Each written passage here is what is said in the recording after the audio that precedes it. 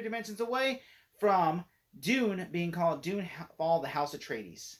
I'm your host 3D Jake, and today we're looking at Dune, released in 2021. Dune was directed by Denis Villeneuve and is written by John Spatz, Eric Roth, and Denis Villeneuve.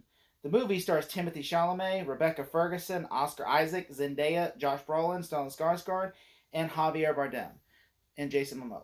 The movie's essentially a movie about it's kind of like there was a war in the spice realm where basically like the spices there was a war between the Atreides and the Arachnids, and the Emperor basically feels like the Atreides are building up an army to one day overtake his power, and he's so like paranoid that this is going to happen, so he summons the House Atreides to the spice world, and so basically, and no, the spice world's not in there.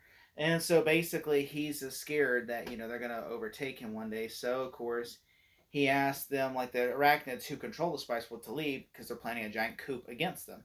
And so of course, once they get there and they start realizing things are not what it is and everything, and then eventually, after a couple of days, the arachnids show back up, and then they basically ambush them and start killing them all, and then basically just a plot to take over and destroy the House of Atreides forever. Essentially, think of it like Game of Thrones meets Lord of the Rings and Star Wars. That's the way I see it. Like, I will say it has so much parallel to Lord of the Rings in a way of like for the film wise, but it has like the story of Game of Thrones where it's like imagine the House of Atreides is like House Stark essentially, where House Stark, which goes to the King's Landing, and then of course as like things starting to get worse for the House Stark and everything, realize things are not the same once the king dies, and then of course that's how Ned Stark tries to maintain order. Then of course the Lannisters turn against him and then of course execute him. And so I think that's how I see this as Dune, where it's like they were summoned here to they were summoned, and then of course they were betrayed because they were scared, because eventually they were not necessarily like there was no proof that they were building this army, which they were, but there was no proof of it, and so it was just mostly a paranoid king who was afraid to eventually be overthrown, which they were not planning on. They were literally just being like, look, we're just being our own self, we're fine where we are. And then of course they were scared the emperor was like, like when an emperor asked a request, so they went to the spice world, and the spice world's just a giant land of sand. There's rebel terrorists there that are against the arachnids, which he tries to make peace with them, but before he could really officially make peace, the arachnids come back, and they were basically because someone in their house betrays them, who makes a deal with the arachnids because they kidnap one of their women and says like, look, we're gonna kill her if you don't like help us get in there and kill them all, like a Trojan horse in a way. And so this is a really powerful story. Like it's literally like the fall of a house, essentially. Like this is like literally like they were like a nice peaceful realm, and then they're basically attacked because they basically someone feared the emperor feared them. And I will admit, when I first saw this movie, I had no interest in watching this movie. Like I was like, I'd never seen the original Dune, but then when I heard what the movie was about, I watched the remake. I never watched the original David Lynch one, but when I see like when I first saw it, I was like, it was okay, But then when it started winning all the awards, I'm like, I just like I own the Baron guy, is McFarlane, but I never watched the movie. I bought it on 4K, but I never watched it again until just recently. And now part two's coming out. I watched it and I'm like, oh my god, this is so good. I felt like I was sleeping on this movie because this is such a good film. It's like it feels like this is Lord of the Rings, but we're getting two towers just now in Return of the King in one movie compared to this movie, which the first one is more like Fellowship because it ends on such a cliffhangerish way where it basically is like like a to be continued in a way, but it doesn't say to be continued, and so that is the way it kind of ends, and it feels like these are characters that are off on their journey that. And I think that's what's really cool. I know a lot of people say they felt like this is like Star Wars, where basically like oh like Empire Strikes Back, or basically A New Hope. And so I get that too. Like I will say this is kind of like Empire Strikes Back, where it does kind of end this way. I would even say it's like Revenge of the Sith, where it's like the Sith rise up and take out the Jedi Order. This movie does have a lot of those traits in it. I mean, George Lucas was inspired by Dune to make Star Wars, and so I think this is a really good book.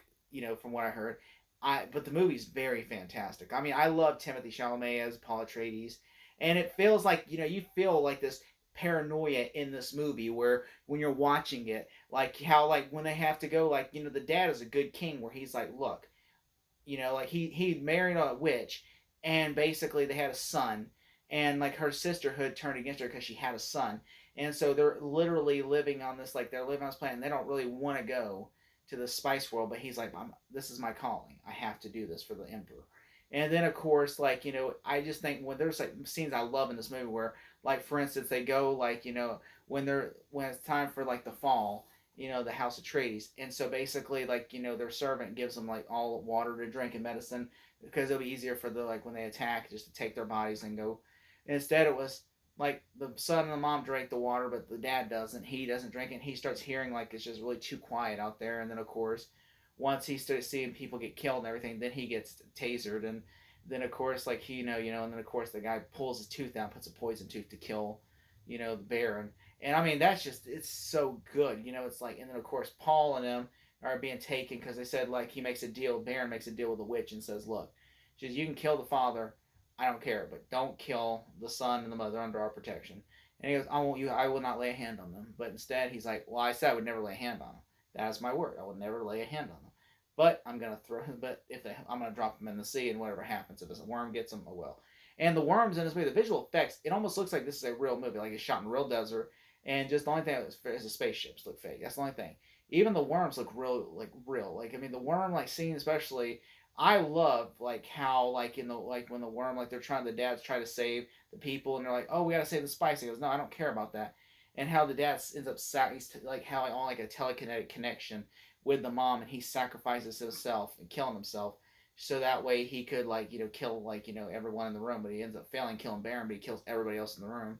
That's pretty good. And I also like that the Asian guy's like, my wife. He goes, can you let my wife go now? And he goes, I said, you will be. I will set you and your wife free, and I'll let your wife go. But I never said alive. And he kills him because he already killed the wife.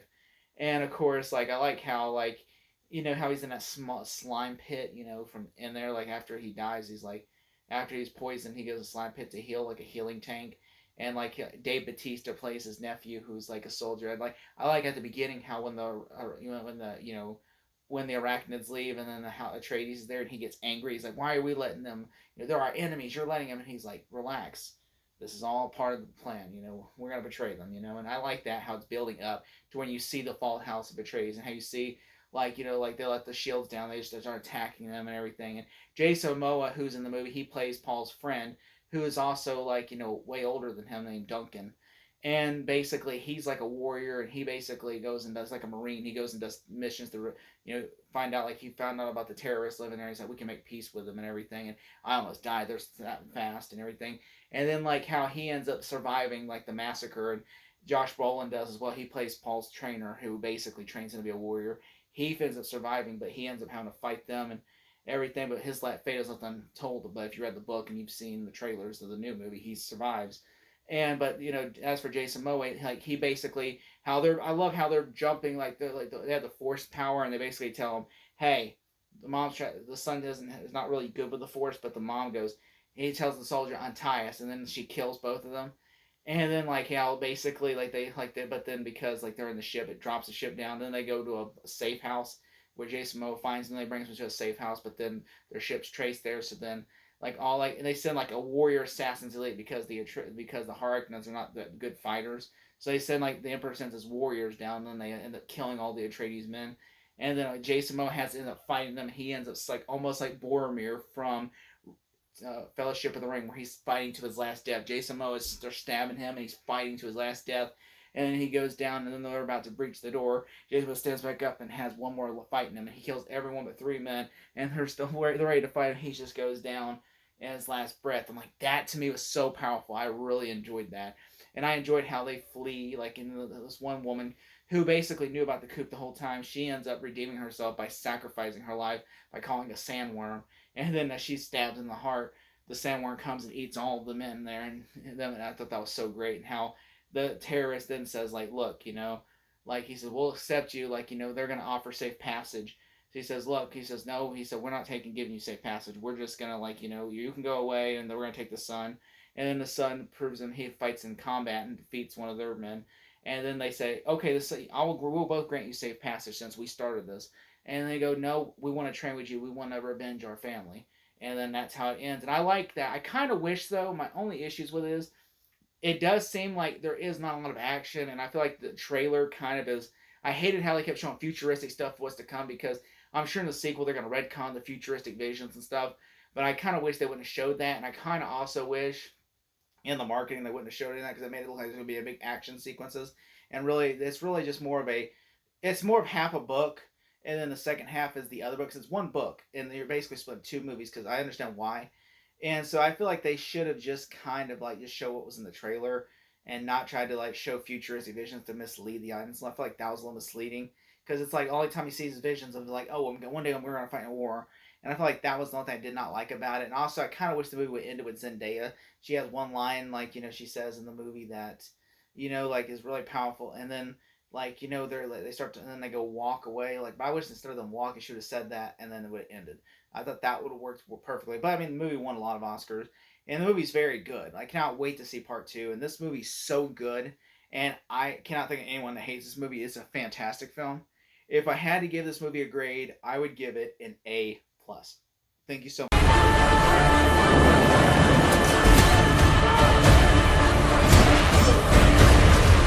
Only together can we stand a chance.